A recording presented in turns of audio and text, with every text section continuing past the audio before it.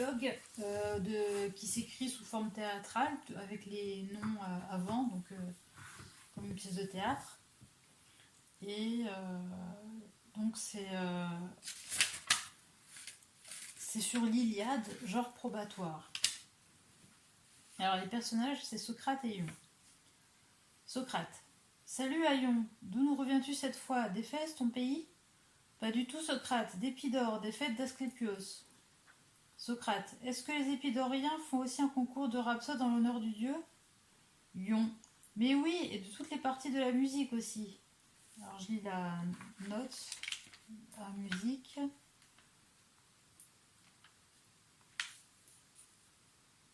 La musique désignait chez les Grecs l'ensemble des arts qui concernent les muses, musique, danse, littérature.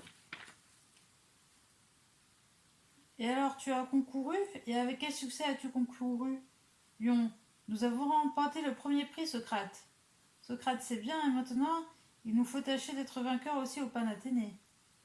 Les Panathénées, je peux dire aussi, c'est une note.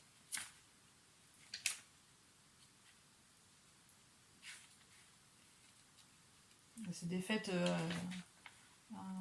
Les Panathénées étaient des cérémonies en l'honneur d'Athéna.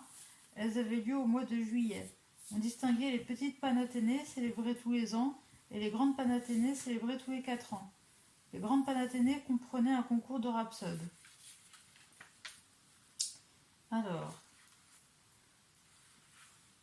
Donc Socrate dit à Ion, c'est bien, et maintenant il nous faut tâcher d'être vainqueurs aussi au Panathénées. Ion, on le saura s'il plaît à Dieu.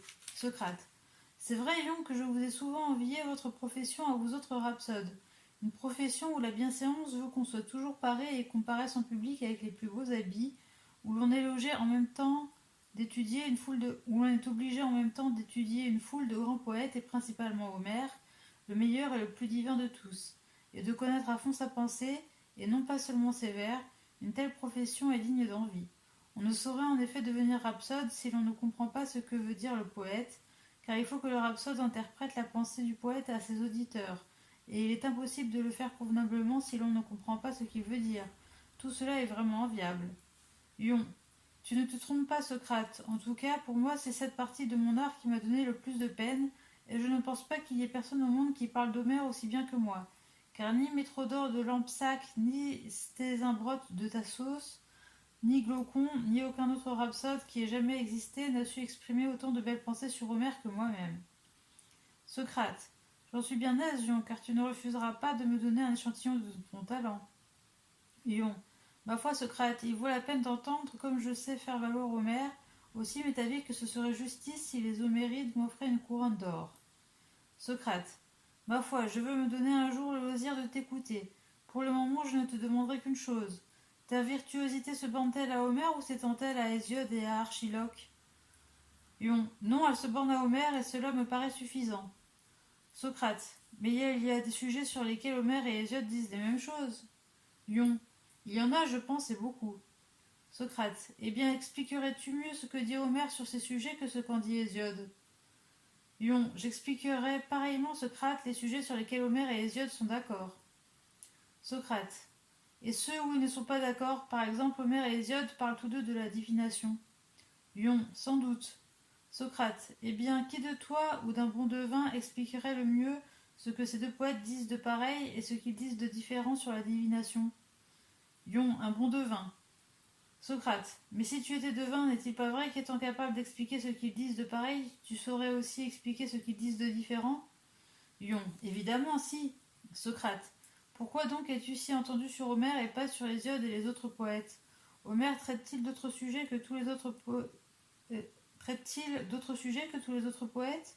Ne parle-t-il pas la plupart du temps de la guerre, des relations qu'ont entre les hommes, bons ou méchants, bourgeois ou artisans, et de celles que les dieux ont entre eux, et de celles qui les entretiennent à leur manière avec les hommes, et de ce qui se passe dans le ciel, et de ceux qui sont chez Hadès, et des généalogies des dieux et des héros? N'est-ce pas là-dessus que roule la poésie d'Homère? Ion. C'est vrai, Socrate. Socrate. Mais quoi, les autres poètes ne traitent-ils pas de ces mêmes choses? Ion. Si, Socrate, mais pas comme Homère. Socrate. Comment donc? Plus mal? Ion. Beaucoup plus mal. Socrate. Alors Homère les traite mieux. Ion, mieux sans nul doute. Socrate. Eh, mon bel Ion, quand plusieurs personnes parlent des nombres et que l'une en parle pertinemment, il y aura quelqu'un, je suppose, pour reconnaître celle qui parle juste. Ion, oui. Socrate. Sera-ce le même qui reconnaîtrait aussi ceux qui en parlent sans justesse ou un autre? Ion, ce sera le même, je pense. Socrate. Alors ce sera celui qui sait l'art de compter. Ion, oui. Socrate. Mais quoi? Quand plusieurs personnes conversant ensemble se demandent quels sont les aliments bons pour la santé et que l'une d'elles en parle excellemment, l'un reconnaîtra-t-il celle qui en parle excellemment et un autre celle qui en parle moins bien, ou sera-ce le même qui jugera des deux? Ion, ce sera le même évidemment. Socrate. Qui? Comment s'appelle-t-il? Ion, le médecin. Socrate. En résumé, nous disons donc que le même homme reconnaîtra toujours, quand plusieurs personnes parlent des mêmes choses, qui en parle bien et qui en parle mal, et que, s'il ne reconnaît pas celle qui en parle mal, il est clair qu'il ne reconnaîtra pas non plus celle qui en parle bien, étant bien entendu qu'il s'agit du même objet. Ion, c'est cela. Socrate. Donc le même homme s'entend à reconnaître l'un et l'autre. Ion, oui. Socrate. Ne prétends-tu pas, toi, qu'Homère et les autres poètes, parmi lesquels Hésiode et Archiloque, parlent sur les mêmes matières, mais différemment, et que l'un en parle bien et les autres moins bien? Ion. Et je ne dis rien que de vrai. Socrate. Si donc tu reconnais celui qui parle bien, tu pourrais également reconnaître l'infériorité de ceux qui parlent moins bien. Ion. Il me semble. Socrate. Alors, mon excellent ami, si nous disions qu'Ion s'entend aussi bien à expliquer les autres poètes qu'Homère, nous ne nous tromperons pas, puisqu'il convient lui-même que le même homme est juge compétent de tous ceux qui parlent des mêmes objets, et que tous les poètes, ou peu s'en faut, traitent des mêmes objets.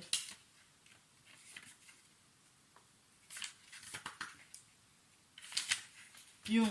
Mais alors, Socrate, quelle peut être la cause qui fait que, si l'on parle de quelque autre poète, je ne m'y intéresse pas, que je n'ai rien qui vaille à jeter dans la conversation, et que je suis véritablement endormi, tandis que si on fait mention d'Homère, me voilà éveillé, attentif et plein d'idées. Socrate. Ce n'est pas difficile à deviner, mon camarade, mais il est évident pour tout le monde que tu es incapable de parler d'Homère par art et par science, car si tu pouvais en parler par art, tu pourrais parler aussi de tous les autres poètes, car il y a, n'est-ce pas, un art poétique général. Ion. Oui. Socrate. Quand on a embrassé n'importe quel art dans son ensemble, est-ce que la même méthode ne sert pas à juger de tous les arts? Ce que j'entends par là, veux-tu le savoir, Ion? Ion. Oui, par Zeus, je le veux, car j'aime à vous entendre, vous autres savants. Socrate. Si seulement tu disais vrai, Ion, mais les savants, c'est vous, les rhapsodes, les acteurs, et ceux dont vous chantez les poèmes. Moi, je ne sais que dire la vérité, comme il convient à un profane. Par exemple, à propos de la question que je viens de te faire, considère comme c'est simple, vulgaire, à la portée d'un chacun, de connaître ce que je disais, que la même méthode sert à juger de tout, quand on embrasse un art dans son ensemble. Faisons de ce point l'objet de notre discours. Il y a bien un art général de la peinture. Ion. Oui. Socrate. Il y a et il y a eu, n'est-ce pas, beaucoup de peintres bons et mauvais? Ion. Assurément. Socrate. Or, as-tu déjà vu un homme qui soit capable de faire voir chez Polygnote, fils d'Aglaphon, ce qui est bien peint et ce qui ne l'est pas? Alors, une note, alors, 10 polyglottes.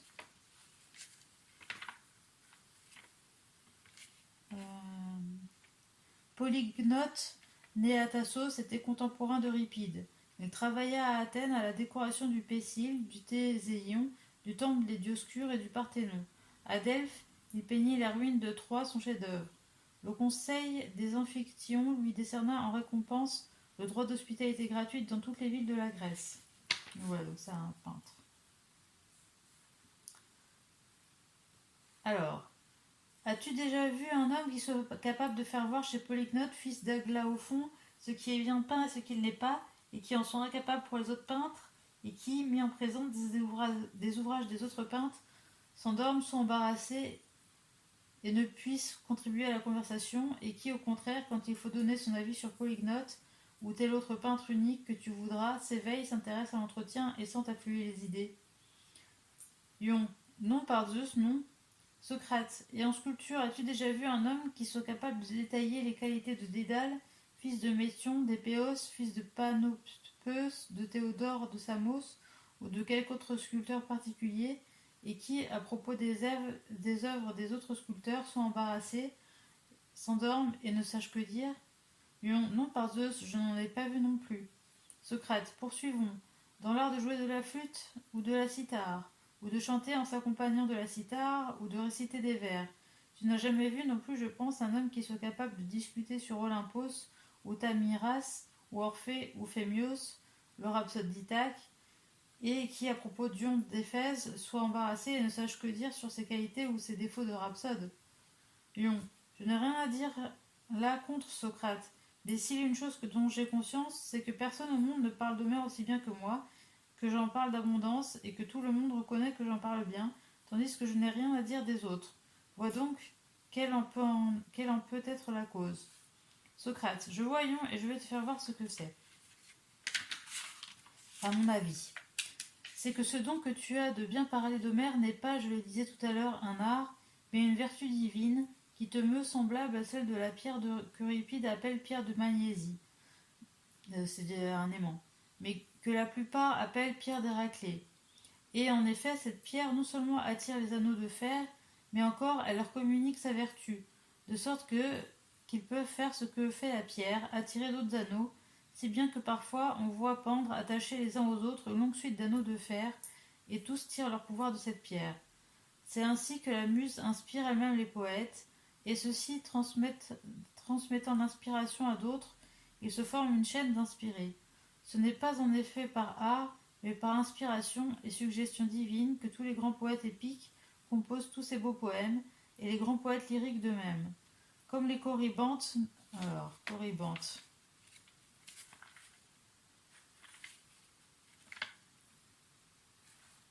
Les corybantes, prêtres de Cybèle, célébraient le culte de leur déesse par des danses désordonnées.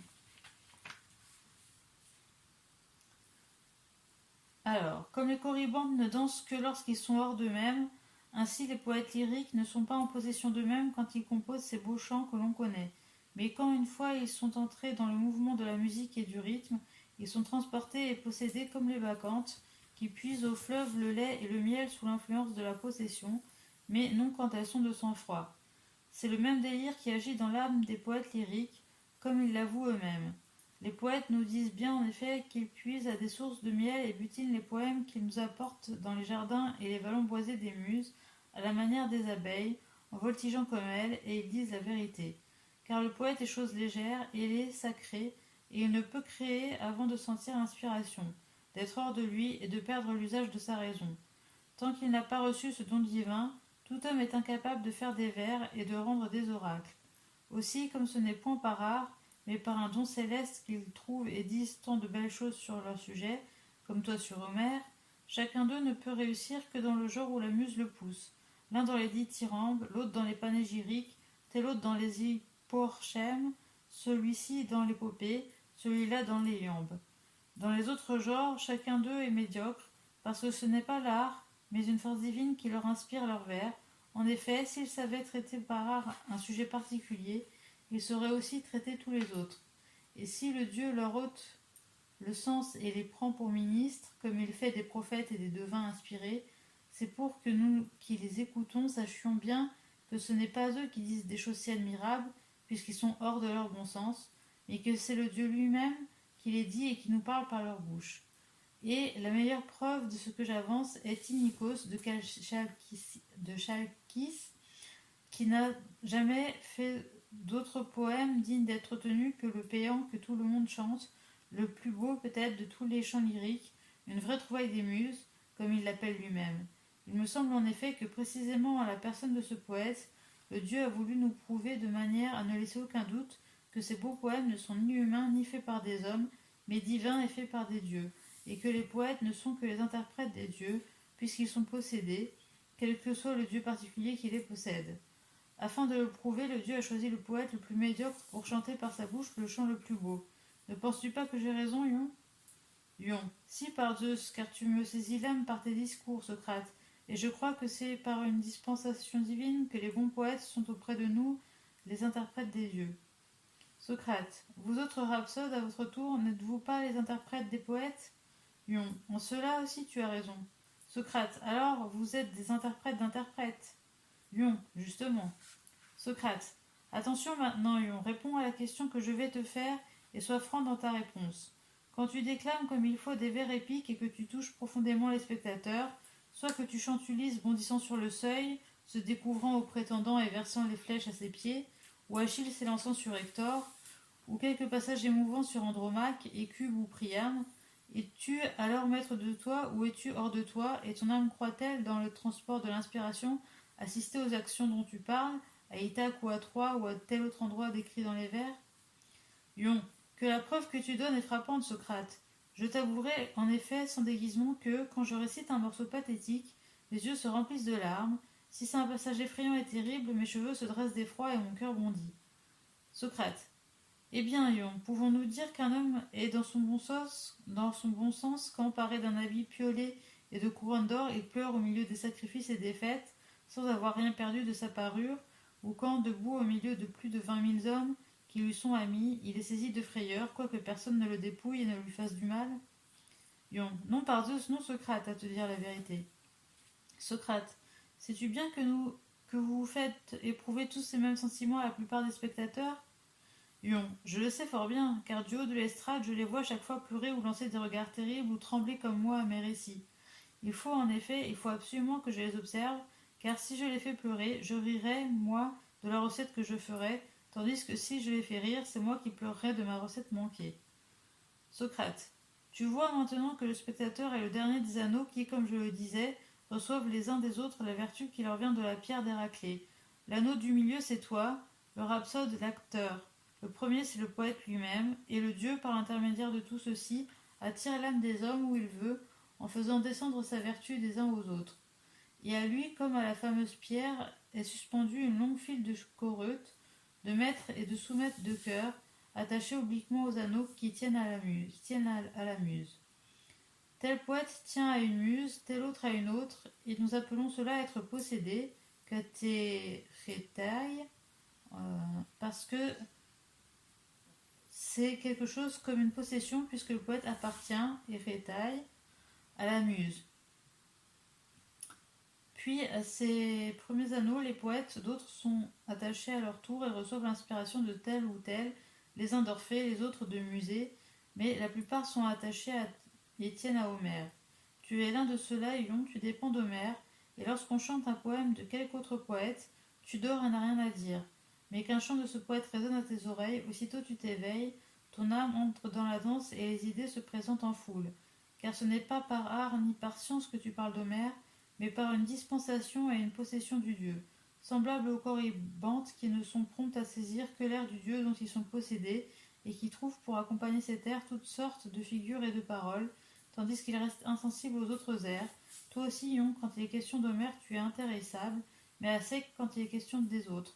Et puisque tu veux savoir la cause de ta facilité à parler d'Homère, et de ton embarras à propos des autres, c'est que ce n'est point à l'art, mais à un don du Dieu que tu dois ton habileté à jouer Homère. Ion, c'est bien parlé, Socrate. Néanmoins, je serais surpris si tu parlais assez bien pour me persuader que je suis possédé et hors de sens quand je fais l'éloge d'Homère, et toi-même, sans doute, tu ne le penserais pas si tu m'entendais parler d'Homère. Socrate, sans doute je veux t'entendre, mais pas avant que tu m'aies répondu sur ce point. Parmi les choses dont il est question dans Homère, sur laquelle parles-tu bien? Pas sur toutes, je pense. Ion, sur toutes sans exception, Socrate, apprends-le. Socrate, tu fais pourtant bien exception pour les choses que tu ne connais pas et dont Homère parle. Ion, et quelles sont ces choses dont Homère parle et que je ne connais pas? Socrate, n'y a-t-il pas dans Homère beaucoup de passages et de détails sur les arts, sur l'art du cocher par exemple? Si je me rappelais les vers, je te les réciterais. Ion, je vais te les dire moi, car je me les rappelle. Socrate, récite-moi donc ce que Nestor dit à Antiloque, son fils, quand il lui recommande de prendre garde en tournant la borne dans la course des chevaux pour la mort de Patrocle.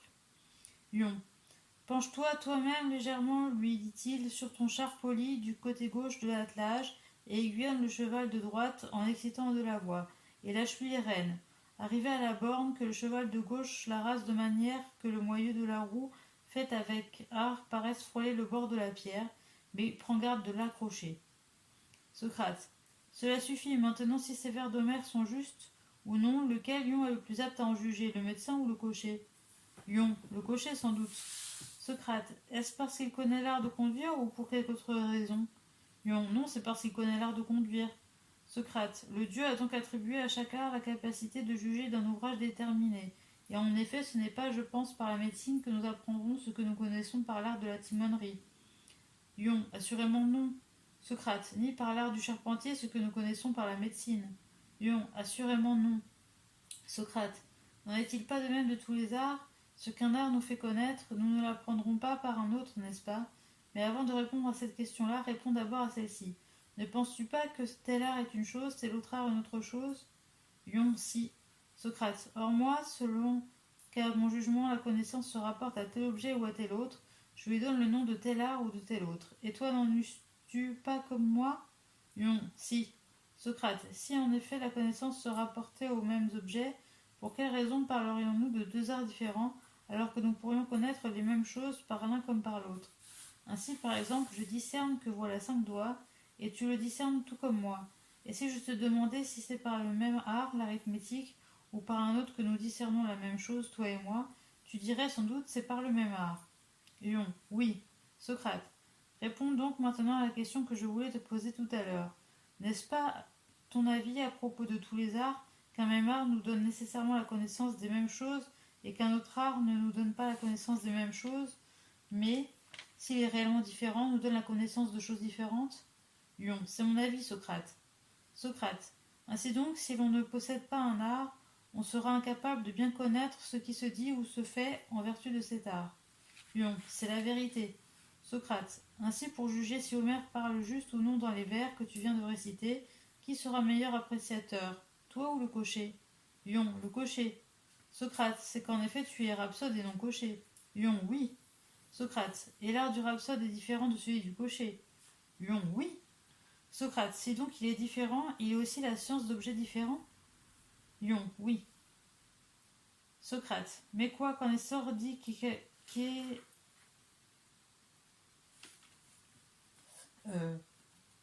quand Homère dit qu'Écamède, concubine de Nestor, donne à boire un breuvage à Macaon blessé, et s'exprime à peu près ainsi.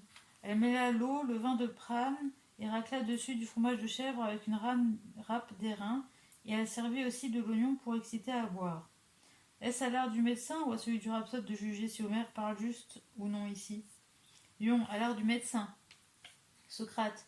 Et quand Homère dit « Et elle entra dans l'abîme comme le plomb qui, fixé à la corne d'un bœuf parqué au grand air, s'enfonce impétueusement, portant le malheur parmi les poissons voraces. » Est-ce l'art du pêcheur ou celui du rhapsode qui est le plus propre à juger du contenu de ses vers et à décider s'il est exact ou non? Lion, évidemment Socrate, c'est l'art du pêcheur. Socrate, mais vois, supposons que tu m'interroges à ton tour et que tu me demandes, puisque tu trouves dans Homère, Socrate, des choses dont le jugement appartient à chacun de ces arts, eh bien trouve-moi aussi quelles sont les choses relatives au devin et à la divination dont un devin est à même de juger et de dire si elles sont représentées exactement ou non. Vois, dis-je, quelle réponse facile et juste je vais te faire. Homère parle de la divination en maints endroits, par exemple dans l'Odyssée, où le devin de la race de Mélampus, Théoclymène, tient ce langage aux prétendants. Malheureux, quel est ce mal dont vous souffrez? Vos têtes, vos visages et vos membres sont enveloppés de ténèbres. Vos sanglots éclatent, vos joues sont baignées de larmes, les fantômes remplissent le vestibule, des fantômes remplissent la cour, se dirigent vers Éreb, au pays des ténèbres. Le soleil est mort dans le ciel et une obscurité funeste s'est abattue sur le monde. Il en parle aussi en plusieurs endroits de l'Iliade, par exemple dans l'attaque du retranchement où il dit « Car un oiseau vint sur eux, comme il brûlait de franchir le fossé, un aigle au vol élevé qui laissait à l'armée à sa gauche.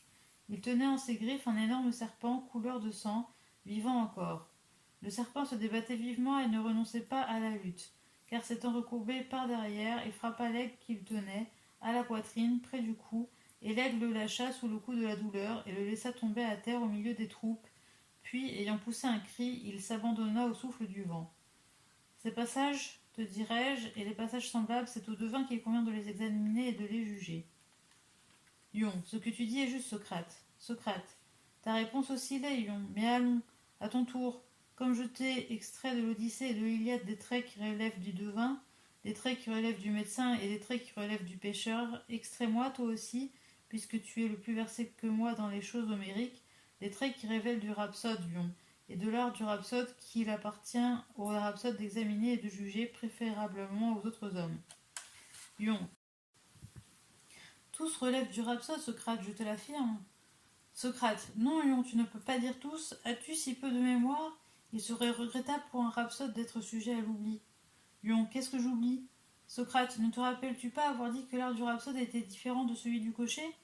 Ion, je me le rappelle. Socrate, n'as-tu pas avoué qu'étant différent, il devait connaître d'autres objets? Ion, si. Socrate, l'art du rhapsode ne connaîtra donc pas tout selon ton aveu, ni le rhapsode non plus. Ion, excepté peut-être des sujets de ce genre-là. Socrate, tu veux dire par là excepté presque tout ce qui dépend des autres arts? Mais quel sujet connaîtra donc ton art puisqu'il ne les connaît pas tous? Ion, il connaîtra, je pense, le langage qu'il convient de prêter à un homme ou à une femme, à un esclave ou à un homme libre, à un subalterne ou à un chef. Socrate, prétends-tu que le rhapsode connaîtra mieux que le pilote le langage que doit tenir l'homme qui commande en mer un vaisseau battu par la tempête? Ion, non, pour cela c'est le pilote. Socrate, le rhapsode saurait-il mieux que le médecin le langage qu'il doit tenir celui qui gouverne un malade? Que doit tenir celui qui gouverne un malade? Ion non plus. Socrate, alors tu veux parler de ce que doit dire un esclave? Ion, oui. Socrate, prétends-tu par exemple que ce qu'un esclave qui est ce que ce qu'un esclave qui est bouvier doit dire pour calmer les bœufs excités, c'est le rhapsode qui le saura, non le bouvier? Ion, non sûrement. Socrate, alors est-ce que doit dire une fileuse est-ce que ce que doit dire une fileuse touchant le travail de la laine? Ion, non. Alors, Socrate, alors est-ce ce que doit dire un général haranguant ses troupes? Ion, oui, voilà le genre de choses que connaîtra le rhapsode. Socrate, quoi donc? L'art du rhapsode se confond avec l'art de la guerre? Ion, ce qu'il y a de sûr, c'est que je saurai, moi, ce qu'il convient que dise un général. Socrate, c'est que peut-être, Ion, tu es aussi un bon capitaine.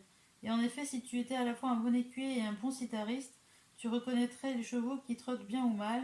Mais si je te demandais par lequel de ces deux arts tu reconnaîtrais les chevaux qui trottent bien, par l'art de l'écuyer ou par celui du citariste, que me répondrais-tu? Ion, je te répondrais que c'est par l'art de l'écuyer. Socrate, donc si tu discernes aussi bien aussi les bons citaristes, tu avouerais que c'est en qualité de citariste que tu les discernes et non en qualité d'écuyer. Ion, oui. Socrate, eh bien puisque tu connais l'art de commander les armées, est-ce en tant que bon général ou en tant que bon rhapsode que tu le connais? Ion, il n'importe rien, ce me semble. Socrate, comment peux-tu dire qu'il n'importe rien? Prétends-tu que l'art du rhapsode et l'art du général sont un seul et même art ou deux arts?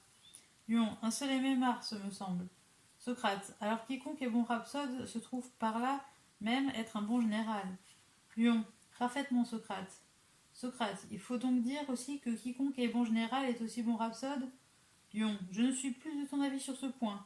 Socrate, mais tu l'es sur l'autre qu'un bon rhapsode est aussi un bon général. Ion, tout à fait.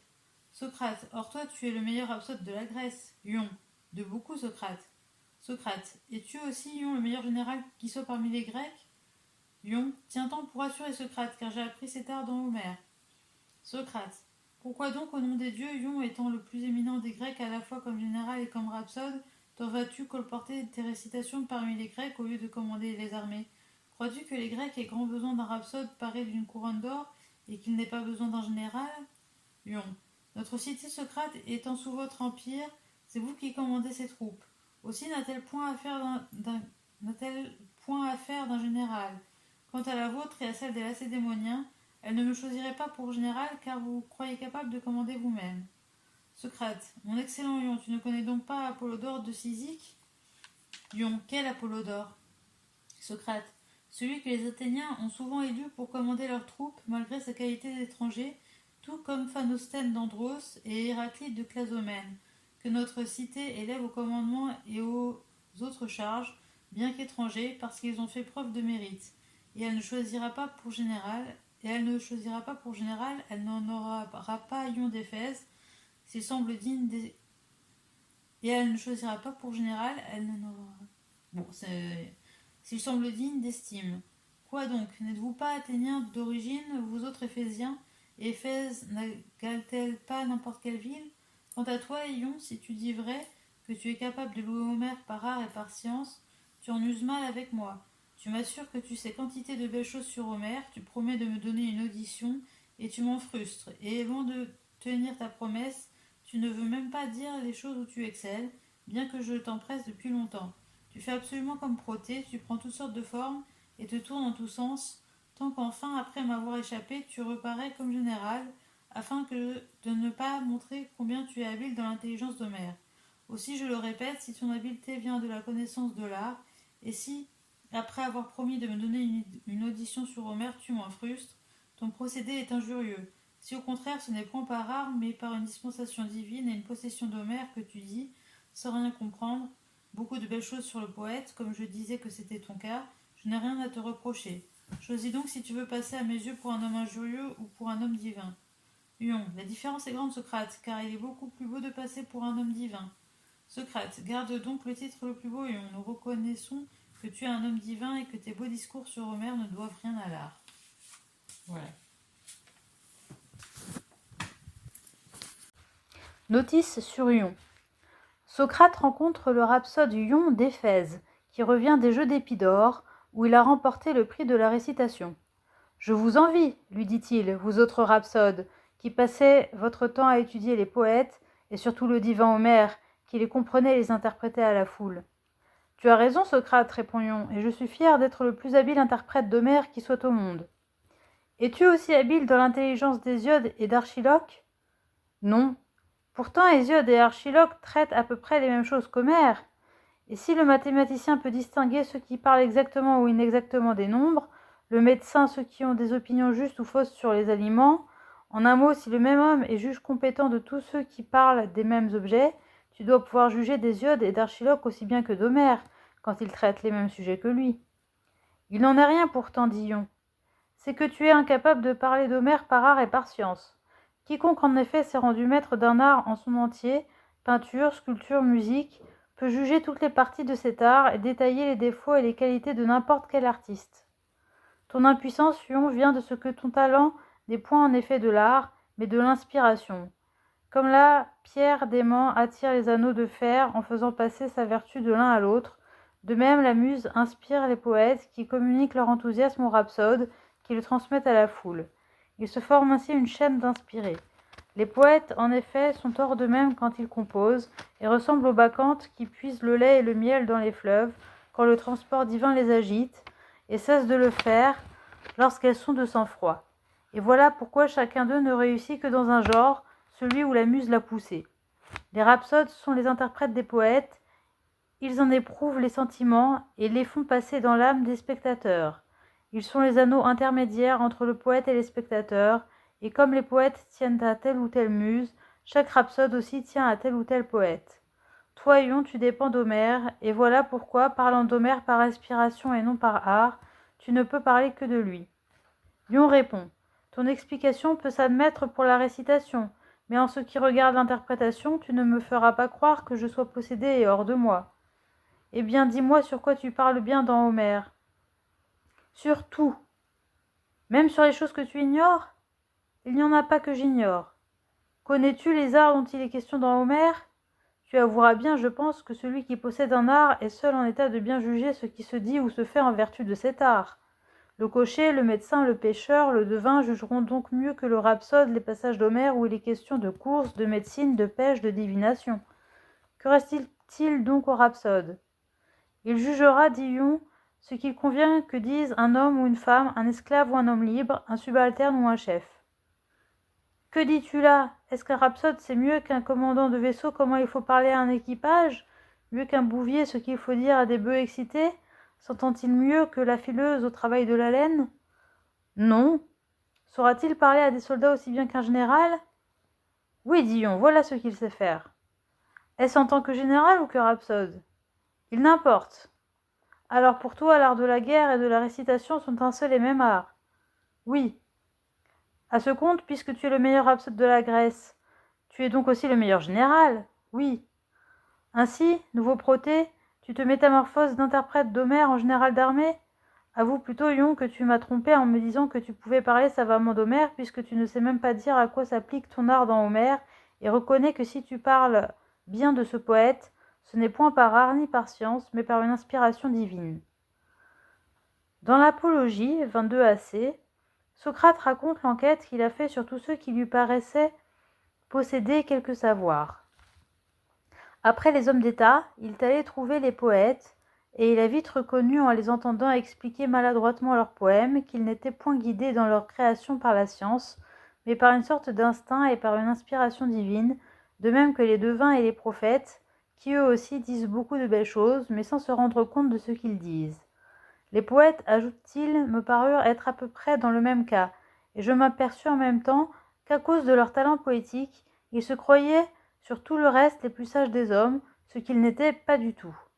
Dans ces dialogues socratiques, Platon nous a donné des exemples de ces examens auxquels Socrate soumettait les prétendus savants et les amenait à confesser leur ignorance. Tels sont le premier Alcibiade, les deux Hippias, le Typhon. C'est dans cette classe qu'il faut ranger Lion. Cette fois, ce sont les rhapsodes qui vont passer par l'étamine et qui vont prêter à rire par leurs ridicules prétentions. Platon accumule sur la tête de l'un d'eux, Ion d'Éphèse, personnage d'ailleurs inconnu, tous les ridicules de la classe, en les exagérant pour s'amuser lui-même et amuser ses lecteurs. Xénophon nous dit bien, banquier 3-6, que les rhapsodes sont la plus sotte engeance du monde. J'ai peur que cette assertion ne soit un simple écho de Lion de Platon. Il y avait certainement des rhapsodes qui comprenaient les poètes qui les interprétaient. Quoi qu'il en soit, Platon nous a représenté dans la personne d'Ion un rhapsode chez qui la vanité le dispute à la sottise et qui, honteusement débusqué de toutes ses positions par son impitoyable interlocuteur, en est réduit à se consoler par la qualité d'homme divin que Socrate lui concède ironiquement. Mais les comédies, ou si l'on veut les satires que Platon compose pour son amusement, et celui de ses lecteurs, comme il le dit dans le Phèdre, ont toujours un objet philosophique. Ce que Platon veut démontrer ici, c'est que le talent du rhapsode ne dérive point de la science, mais d'une sorte d'inspiration transmise à lui par le poète.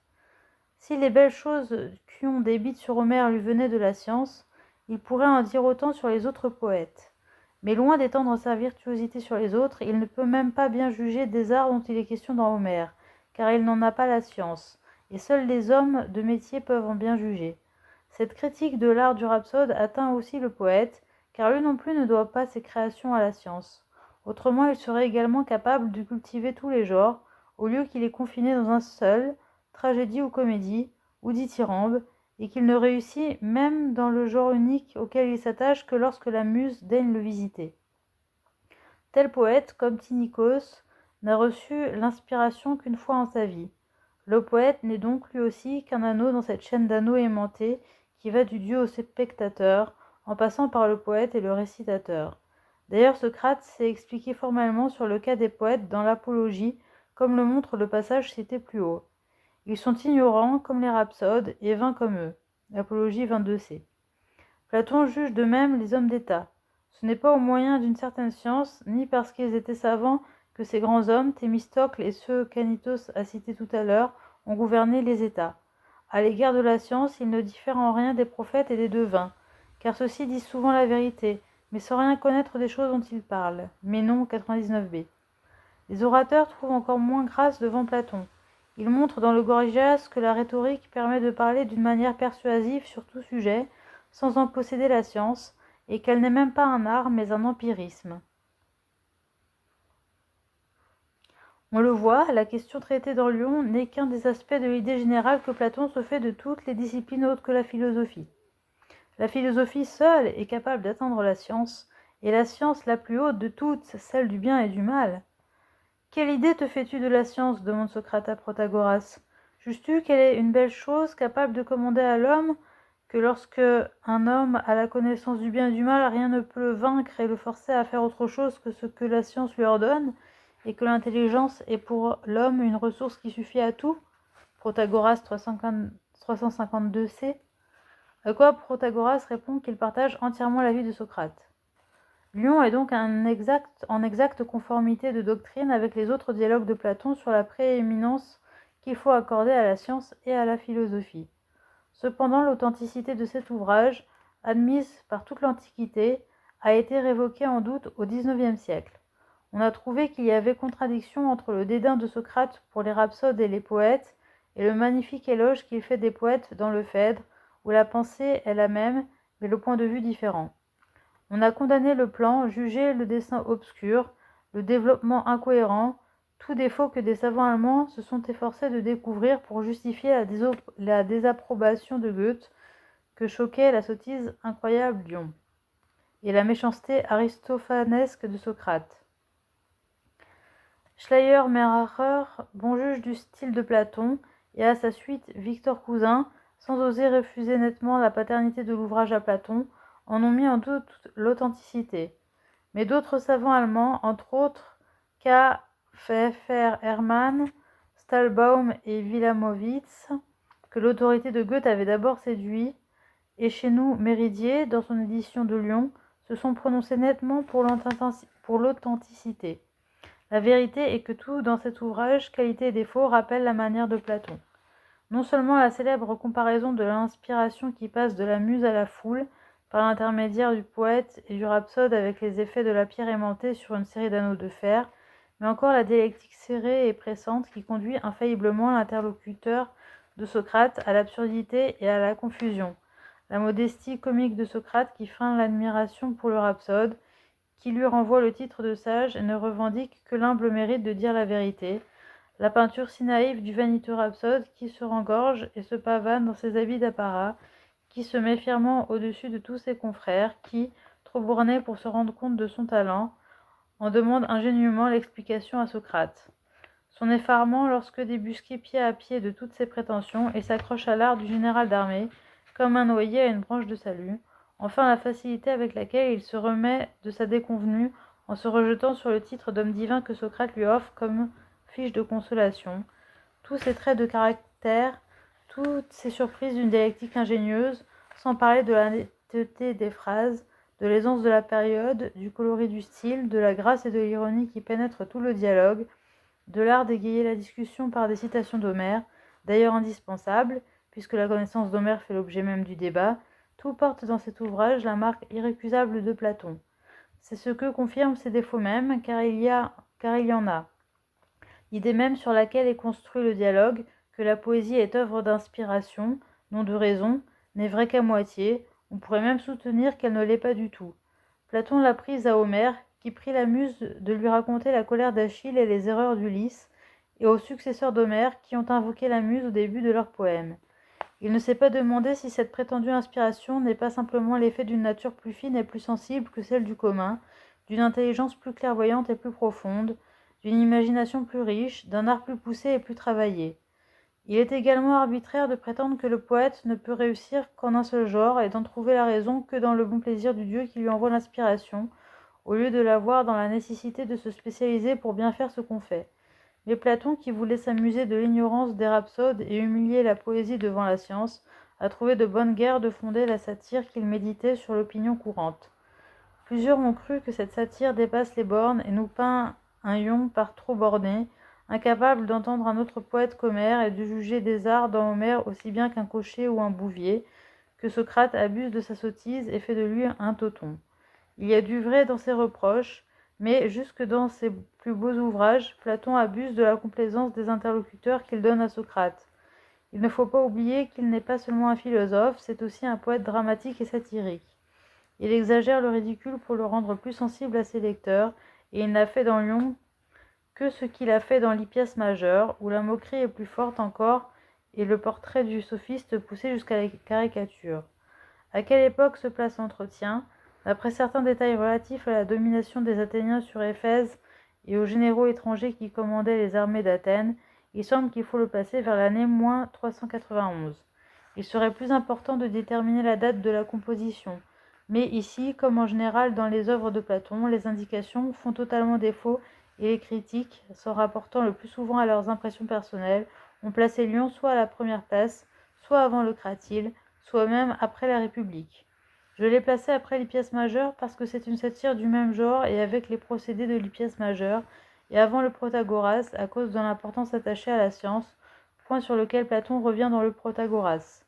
Il me semble impossible de le reculer plus loin, parce que c'est encore, par la simplicité de la composition, le nombre des interlocuteurs, le ton dogmatique prêté à Socrate et d'autres imperfections, et l'absence de toute allusion à la doctrine des idées, un de ces dialogues qu'on a qualifiés de socratiques, parce que Platon se borne à exposer les idées de son maître, sans les modifier, en y mêlant celles qui font l'originalité de son système philosophique.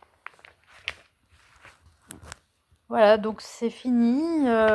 Donc ce livre des premiers dialogues de Platon est terminé. Ça fait en tout 9 dialogues.